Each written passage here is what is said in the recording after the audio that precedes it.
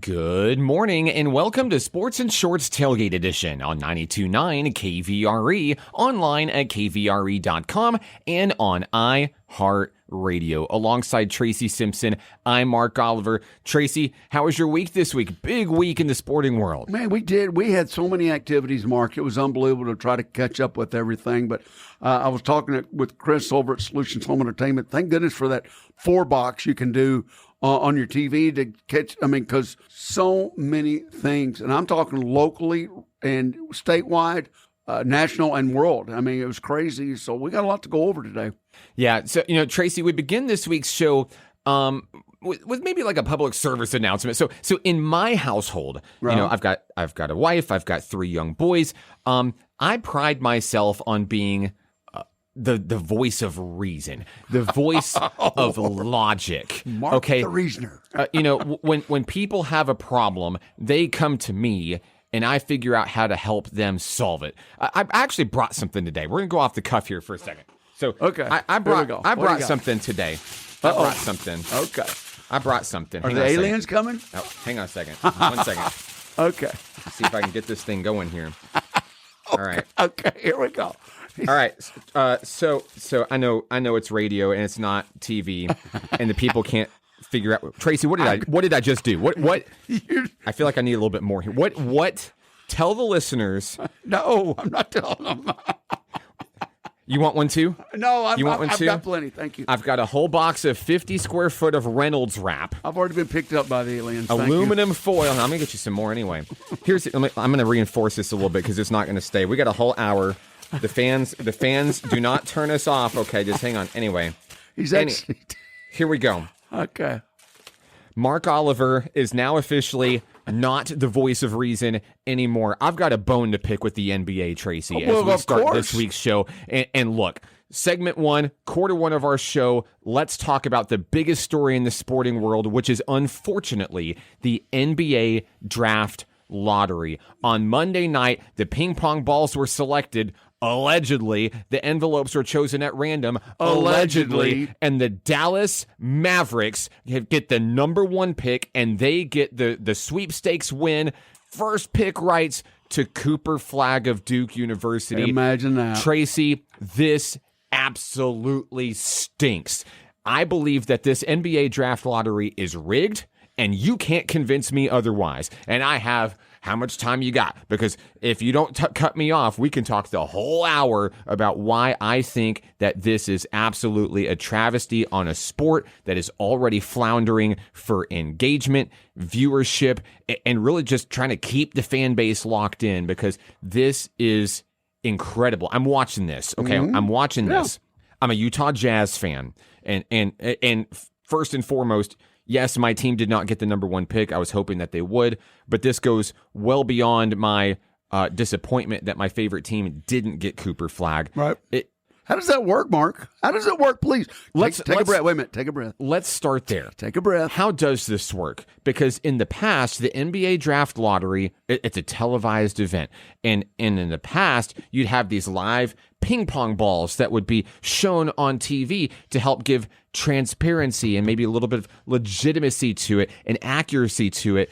At some point, the NBA decided to get rid of the live coverage of the ping pong balls. They have this third-party accounting entity that comes in and they oversee things, and apparently 6 members of the media get to watch it all happen, but it's all behind closed doors, okay? And what we see on the televised broadcast is after everything is already decided after the fact. And they try to make it entertaining as a sports event, and here's number 14, here's number 13. But coming into that live televised coverage, it's already decided. It already happened behind closed doors. And at some point, a team that had literally a 1.8% chance to get the number 1 pick somehow ended up with the number 1 pick. But it goes beyond that, because look, I'm a numbers guy. I literally sit there and I help my kids with math homework every single night. I do data analytics for National Park College Athletics. I study numbers all day. I've been the numbers guy for years.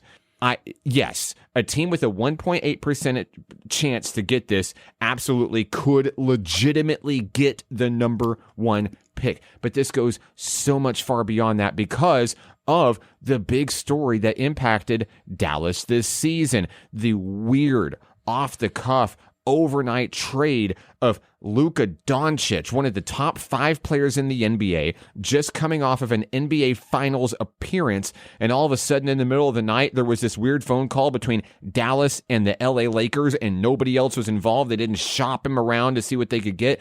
Dallas only gets one first-round draft pick out of this trade for a top 5 player in the NBA.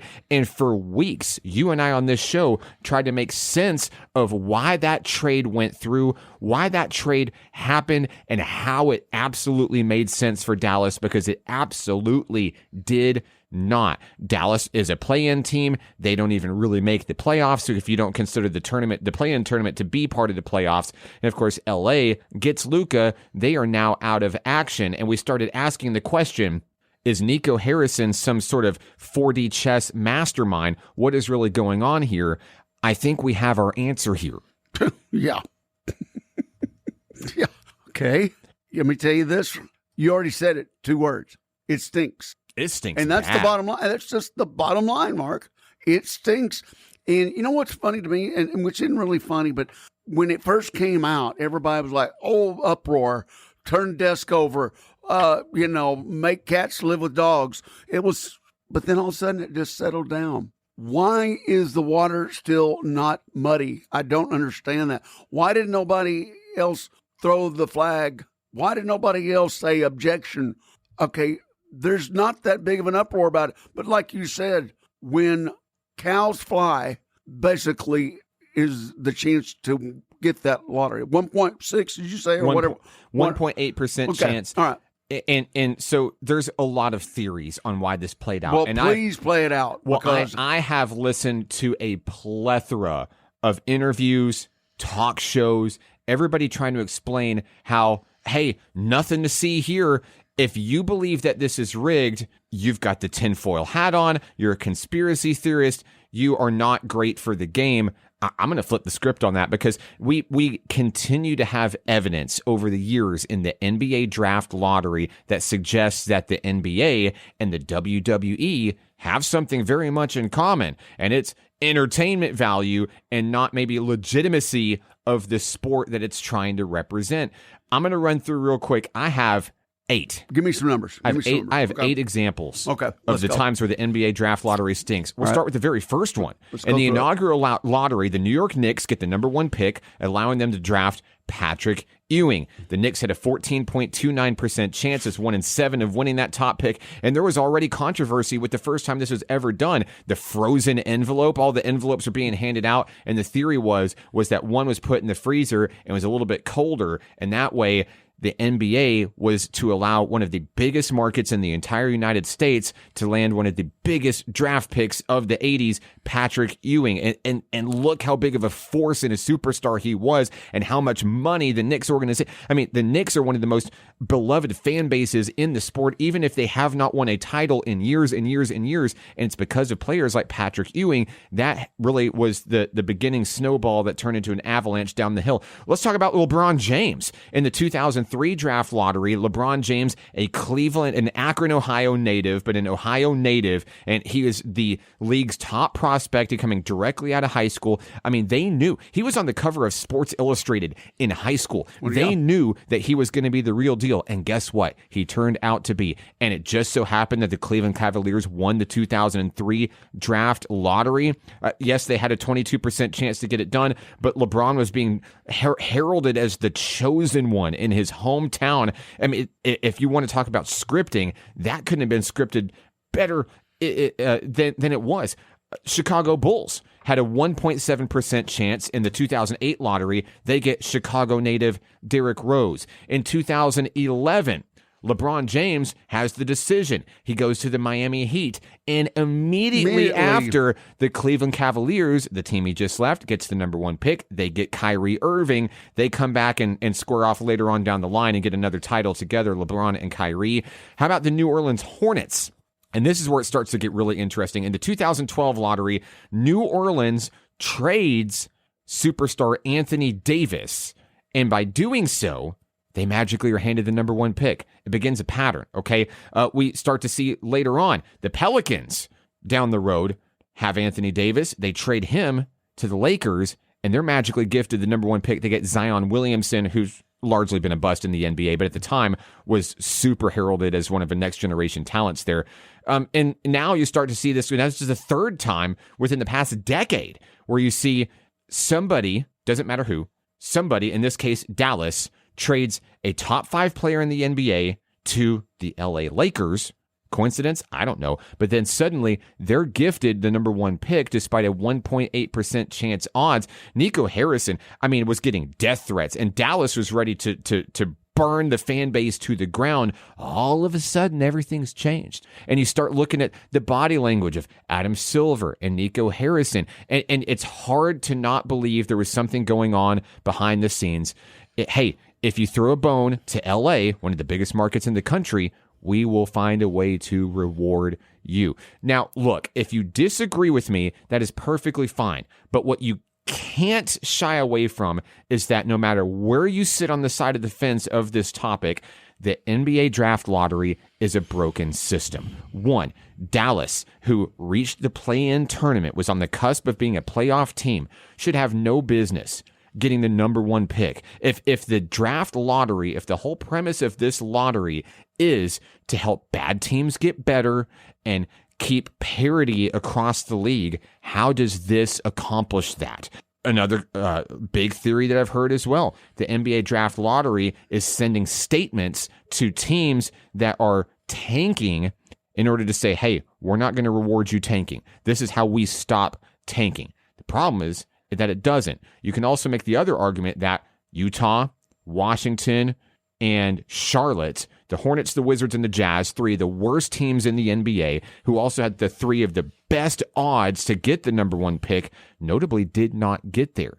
Now, you can make the argument that those guys tanked their season all season long. I am a Jazz fan, and I can tell you that this Utah Jazz team is terrible. Even if they are trying to win as many games as possible, they're still not making the playoffs. They're simply not a good basketball team. Washington is an abysmal basketball team, and by the numbers, the Charlotte Hornets are traditionally one of the worst teams in NBA history over the past 20 to 30 years. Bad teams are not getting better. Good teams seem like they're getting better, and especially if they throw a bone to someone else in the league to help boost entertainment, ratings, and numbers. My big question coming in now for myself that I've asked myself all week long, why am I still watching? That's a good question. That's a very good question, because you know how I stand on this. I don't try to push it too much as it is. I'm not the most vocal guy when it comes to making NBA popular, by no means. And I'm saying that lightly, because I quit absolutely following. I still will watch it during the playoffs. And of course, as sports talk radio hosts, we have to. We have to. And coming up later in the show, there are multiple actually really good, strong storylines that are affecting the playoffs right now. But some other things here too.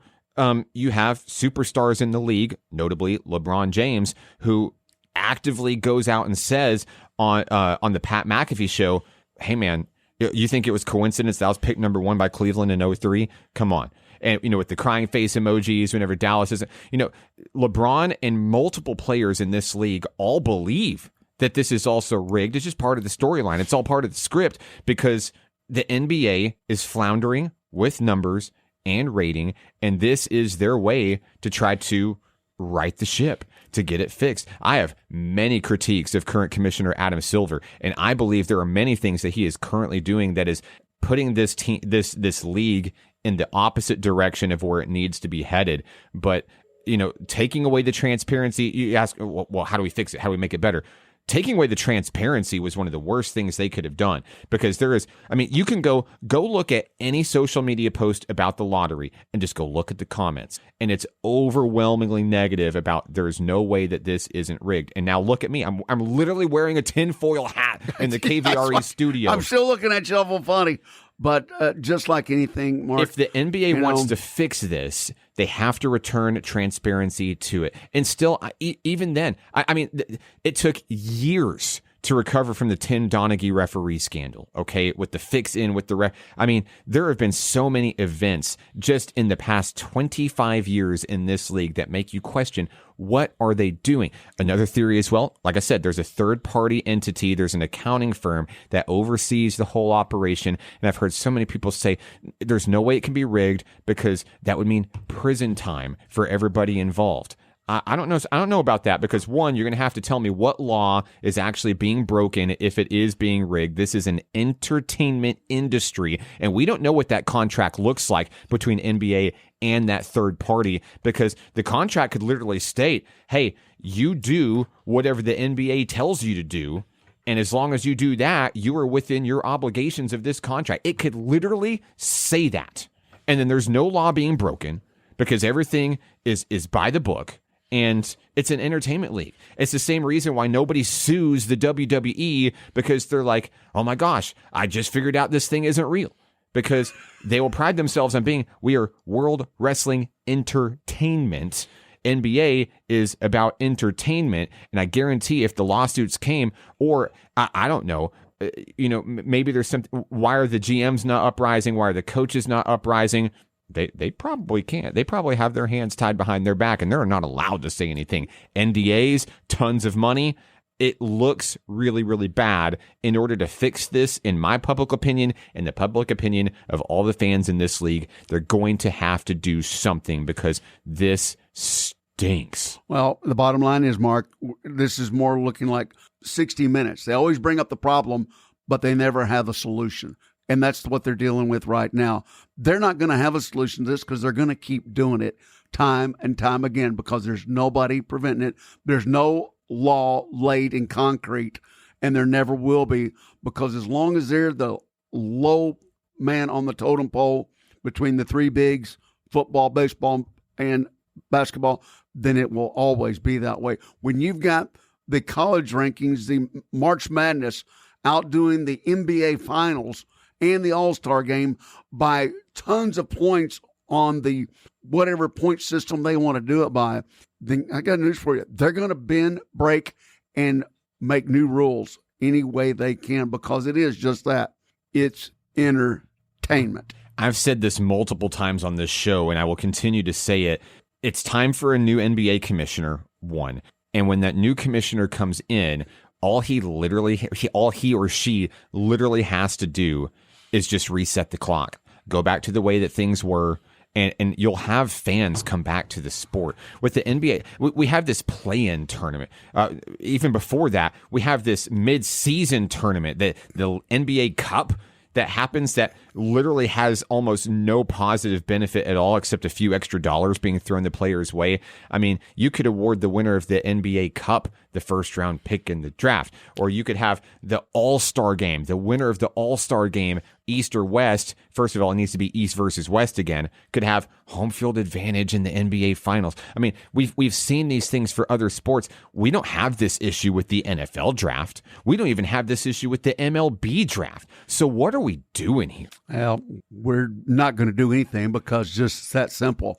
We will never be able to change it, and they're not going to change it, Mark. So we'll bring this up later. Maybe send him an email or get together, or maybe as a democracy, maybe we can get something going and have people sign off on it. I don't know, but I'll look into this one for you. I just don't want to be the guy, We need to check your blood pressure here in just a second. Look, I had 4 days. I had 4 or 5 days to sit on this thing, and I tell you, it has not changed anything at all. Look, I want to hear from the fans on this one, Tracy. This is a hot topic. This has been a controversial topic all week long. I want to hear from the listeners out there. What do you think about the NBA draft lottery? And don't tell us that you don't care. Give us your side of the fence. Give us some meat. Yeah, absolutely.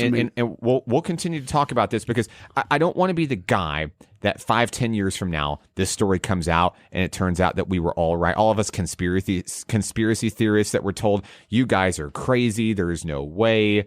You're dumb. There's no logic on this. 5-10 years from now, when it all comes out that we were right, I don't want to be the guy that said, well, I told you so. Go back and listen to my show back in May of 2020. No, I want it to get right because I've been an NBA fan since the 90s. I want to get it right because I love this league.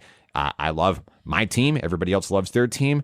Let us know what you think. 501-915-1300. That's the text line, 501-915-1300. Speaking of fans, we had a great fan base come to Hot Springs this week. Yes, we did. And we had a lot of fun with that, and I think you'll enjoy the conversation that we had over at the Oaklawn Event Center.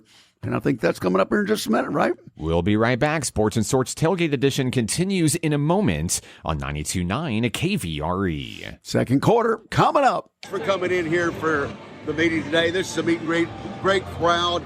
On the road again, I guess, but this crowd here today, something special. Hot Springs is something special to you too, isn't it? Oh, a lot of familiar faces. You know, obviously, we've been in Hot Springs for a long time. We came down to Hot Springs on our spring break when I was coaching at Georgia. So a lot of people here that I love, and very, very excited to be here in Hot Springs this afternoon. Well, I know for instance, everybody's asking you about the NIL and everything else, the portal, but let's just go straight. What do you think about the team this year and coming into this fall? Yeah. It's been a grueling schedule, though, right? Yeah, I like our team. I do. I like our team. I like, that we have the same quarterback coming back. We've improved the offensive line. Our defense is playing really well. I like our running back room. I've got a local right here, Braylon Russell, and one of those guys. And special teams, we should be really, really good in special teams. And defensively, we found out what we can do. We can run. And, we've improved our D-line there. We've got good linebackers. So I'm excited about the team. I was really, really excited going into last year. I think we proved we had a really good team. We lost a turnover battle, whether it be we didn't get enough or we gave them the ball too many times, and we lost some games because of it. Well, a couple of games here or there, a point here or there, but you had a great season in a lot of terms, especially finishing out with the bowl win, of course. But and you got a good record there. But hey, we look forward to a great season this year. And man, I tell you what, go Razorbacks, okay? Yeah, go Hogs. Appreciate Thanks, you, Coach. man. Thank you. That was Coach Sam Pittman of the Arkansas Razorbacks football team. Tracy, great interview there. It was part of the One Razorback road trip that Arkansas is going on all week long this past week to try to maybe re-energize the fan base and some meet and greets. And, I love that they do this kind of thing, Tracy, because it allows for young fans the opportunity to go meet some of these superstars, whether it's, Director of Athletics Hunter Yurachek or the various coaches. I know Coach Kelsey Music was part of it as well. Coach Sam Pittman, obviously a really big name. Coach John Calipari is out there as well. They're just a huge event over at Oaklawn on Thursday. And, I love the questions that you ask. You're always not afraid to ask tough questions and get those big answers there. I know that it's a very passionate fan bases. Believe it or not, I actually read this week the Arkansas Razorback fans were named one of the nation's most toxic fan bases this week.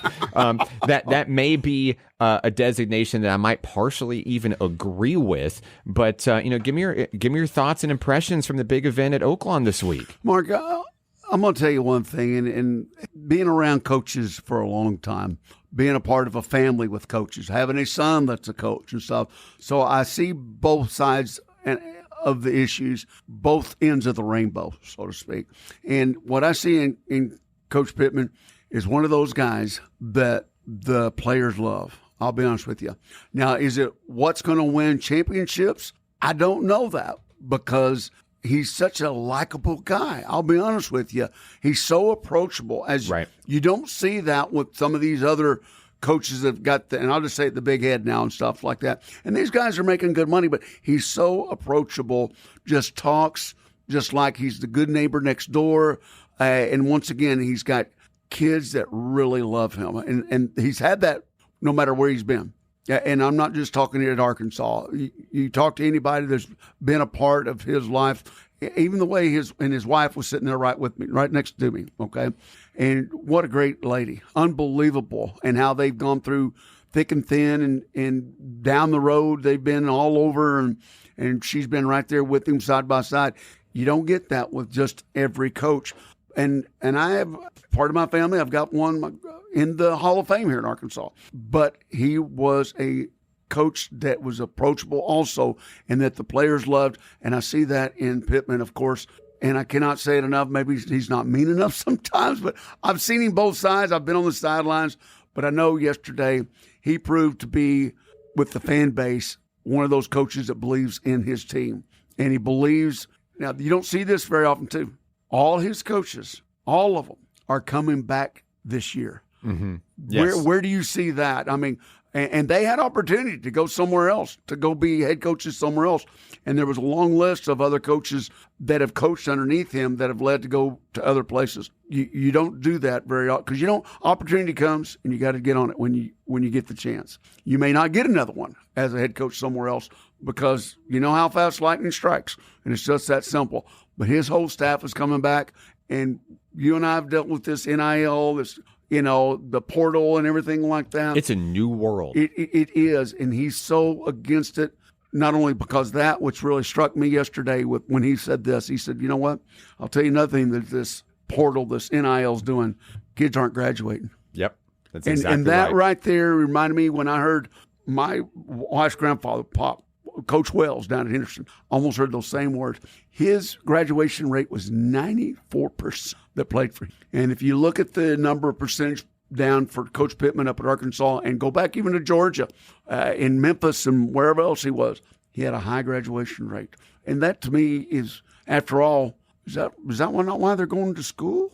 I mean, maybe I'm missing something. It's not. There. I mean, it's not. Not anymore. The truth is that it's not. And another fun Sam Pittman fact, he is in Hot Springs all the time. Mm-hmm. All the time. I believe he has a vacation home here. Right down from my other one, my house in Lincoln. That's what I thought. And of course, I've got a lot of friends here that are servers at various restaurants, including at Oaklawn. They run into Sam Pittman all the time, and they tell me that he is one of the most respectful, he has the personality that, it's hard to not love this guy. And, it's a really sad day and age in sports, especially in college sports, where NIL money has just turned into the wild, wild west, has potentially ruined the integrity of the game, certainly ruined the integrity of being a student athlete because, like you said, graduation rates are down. It is all about the money. We had a feeling that this would happen.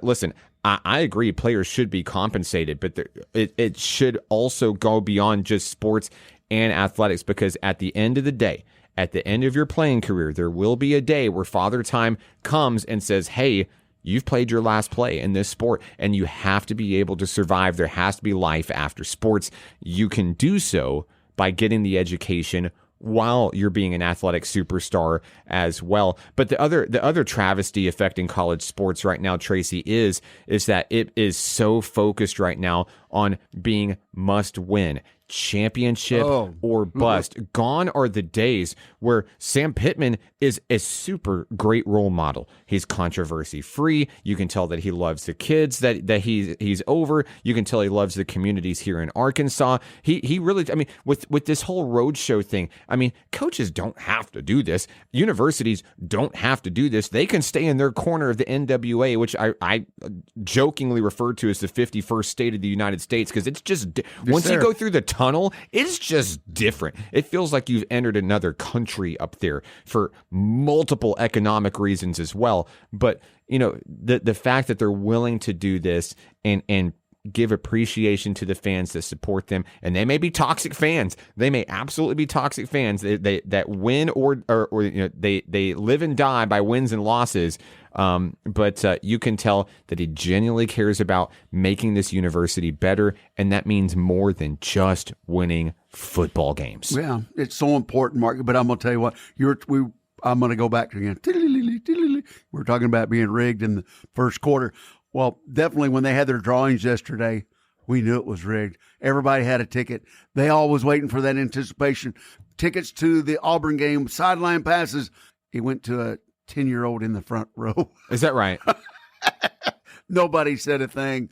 Everybody cheered right away. Whether the number was called out correctly, whether he had the winning ticket or not, he got up on stage and was calling the Hogs as a 10-year-old. And that basically right there is what a cool moment. Was what it was all about. Yeah. That right there. Yeah. You cannot take that.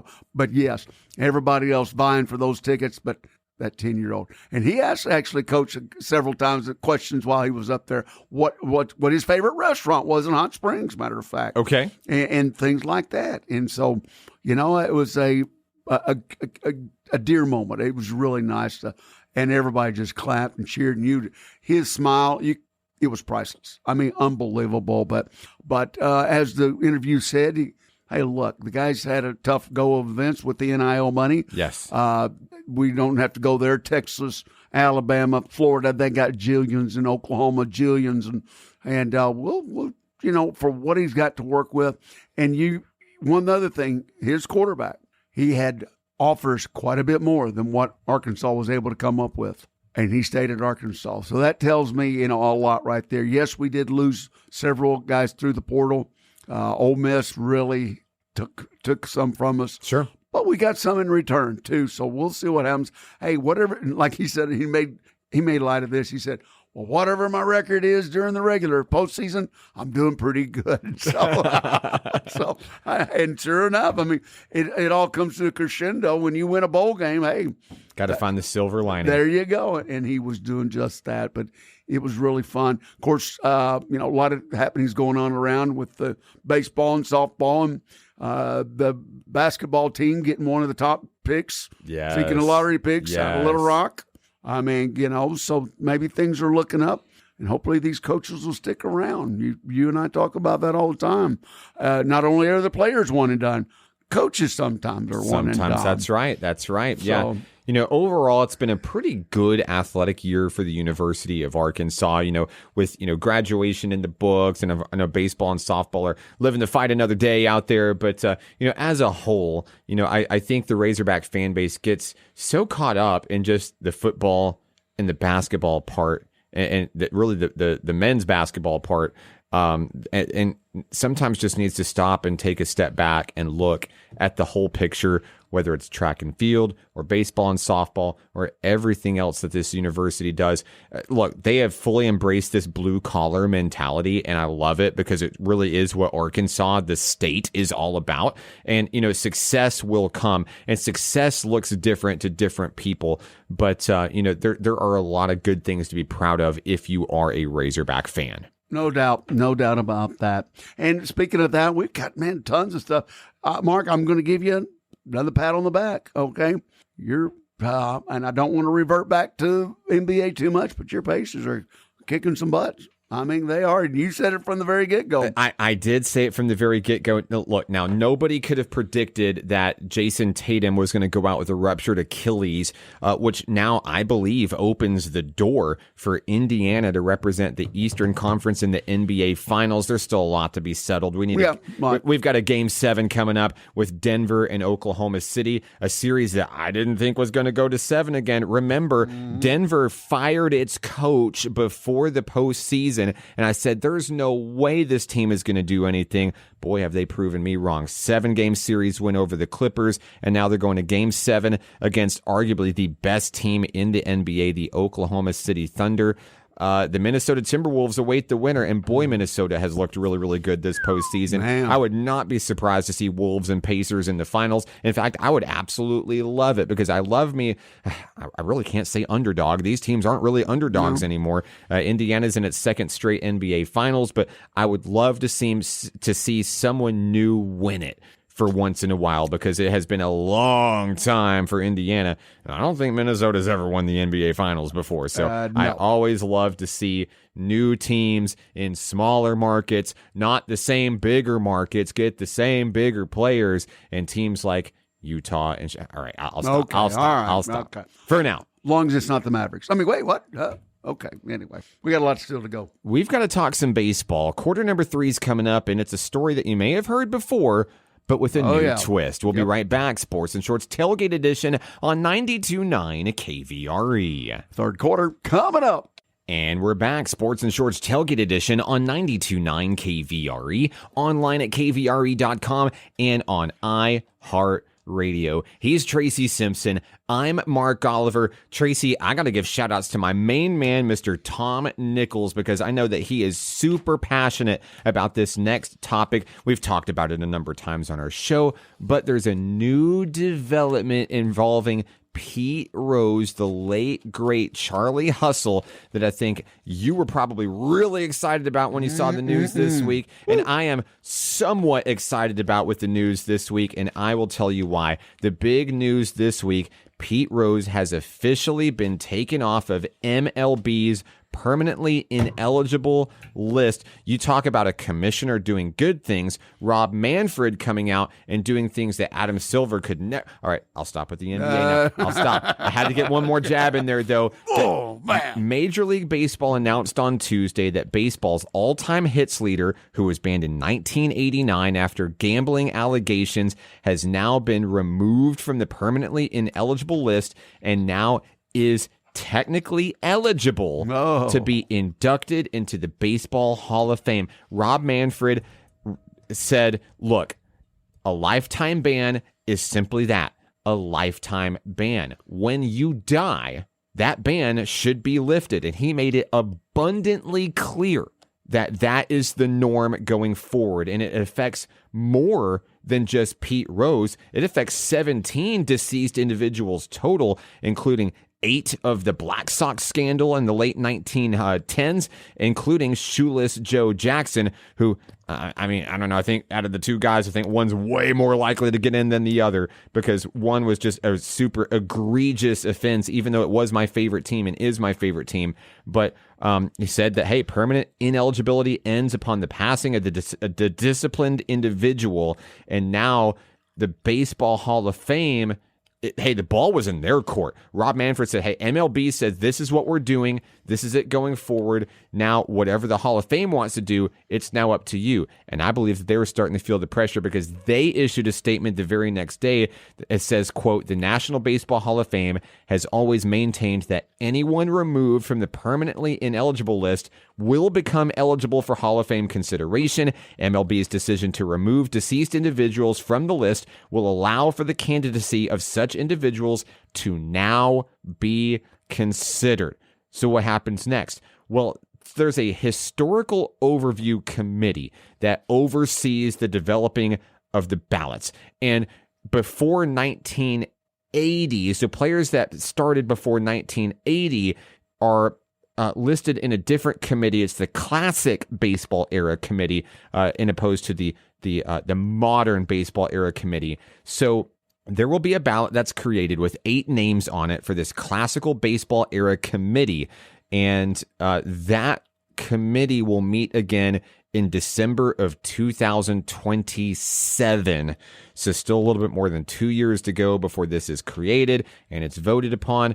But also, most notably, we talked about this a month ago, Tracy, where Rob Manfred had a meeting with the President of the United States, Donald Trump, and they discussed Pete Rose behind closed doors. Of course, Trump is very, very vocal about the fact that, you know, he was flashing the idea of granting a full pardon to Pete Rose because, look, regardless of what you feel, regardless of the stance you take on whether he gambled, whether he didn't gamble, whether it was okay, whether it's not okay. I mean, we've got gambling across all sports now and literally betting commercials happening during the games themselves. It's a different era. Regardless of how you feel about what happened off the field, you cannot argue that the records that Pete Rose still holds to this day and may very well never be broken in the game. I mean, to me, it's absolutely deserving. Now, when this first committee comes around in December 2027, 1, if Pete Rose's name is not on the list, it's an absolute crime. 2, if Pete Rose does not win after being put on the list, it's also an absolute crime. Mark, well, here's the deal, though. This is the only thing that all right, you just said it, 89. Pete played back in the day. Obviously, Shoeless played back in the day. But then we got to think, how do these players get into Cooperstown? Okay? Yeah. The media. I know it. Votes it. I know where you're going. Who was, okay, and you're one of them. Who was around and that really knows the insides and outs of this? I know you do because you've done research. You're a numbers guy. It's that simple. But who else? Because it's got to be a majority. It has to be a majority, okay? And so when you come up, diehard fans like me, no doubt, Trump, whatever. I'm not putting myself on the same level as him, but you get my drift. Sure. the bottom line is and I say we, that my following, we know he belongs there. It's such some. Did he make a mistake? Yes, he made a mistake. Yes, he did. Okay, he made a mistake. There's no doubt about that. But mistakes are going to be made, and you forgive people for that. But the new generation, the new guys, you guys, are they going to vote him in? Are they going to vote him in? And should there be another board or something for Cooperstown? I mean, why is it up to the media? Well, here's the deal. These guys, we've talked about this before. We've dug in very, very deep. Who sets these ballots? Who's on these committees? Who are they? Well, what I can tell you is they are a group of people that, I mean, basically have this position for life. Correct. So whether they're young or they're old, they're there to stay until they join Pete Rose in the Golden Skies or wherever Pete Rose is today. And I believe... Did they make a movie about that? Well, my question is this. He's in a cornfield. If you're talking about Pete Rose specifically, the argument for Shoeless Joe Jackson, I think, is a way different one. I think the crime was way, way more severe and different. So, I love the Sox, and Jackson has the stats as well, but, I mean, this is not apples to apples when you compare those two men. So with Pete Rose specifically, does he benefit more from having a younger generation of voters who is more analytics based and looking at numbers, and you can look at the numbers and see head to head, compare the numbers to anybody else in the past 30, 40 years, anybody else, see who's close. You see guys past 30, 40 years that are in that have less numbers and worse numbers than Pete Rose. So why not put him in? Or is it better for Pete Rose to have those older guys that got to actually see him play and actually physically witness the impact he had on the game? I don't know. I don't know what's better. But thankfully with this committee, my understanding here is because he's in this classic era, it doesn't necessarily go along the same timeline and deadlines that we see with the current era of players. You retire, a few years later, you're on the ballot. If you don't make it in after so many ballots, your time is up. You've ran your course, status quo. You can't be considered again. Your votes are out. Yep. This opens up a whole new window here. And I think there's time. Absolutely think it's a crime if they pass on him the first go round and like add him the second. You know how it's like, we didn't want this guy to be a unanimous winner, so we had one guy not vote for him. Well, what is that? Well, and here's another thing too, though. The leniency of the modern era. You're seeing guys that have been caught gambling. Yeah. And they're only given games. They're only given fines. I just don't know. They're not on the blacklist. Everybody's set in their ways now, but now Manfred comes out and says, hey, he's eligible now. Hey, look, he had a lifetime ban. He died. Ban is served. But at this point, I cannot understand any argument that's like putting Pete Rose in is bad for the game. It soils the integrity of the Hall of Fame. I just can't see that argument. Yeah, I don't either, but hopefully everybody will be in favor of it. I know we are, but hopefully they'll look at it in a different light and they'll vote him in. It's just that simple. So we'll see what happens. Yeah, the biggest crime is that he's not around to see it happen because, boy, what an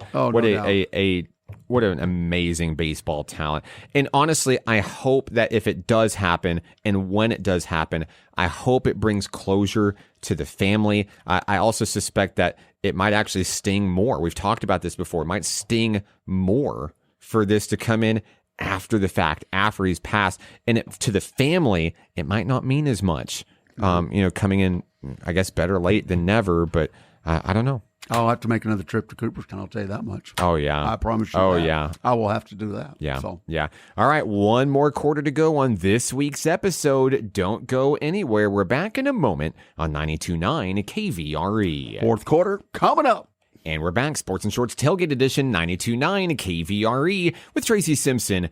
I'm Mark Oliver. Tracy, for the listeners out there, if you feel like, man, Mark's voice is just like not quite there this week, there's a reason for that. So I am fresh off of the 2025 NJCAA Region 2 baseball tournament at Majestic Park last week, where I called a marathon session of 14 games in a row.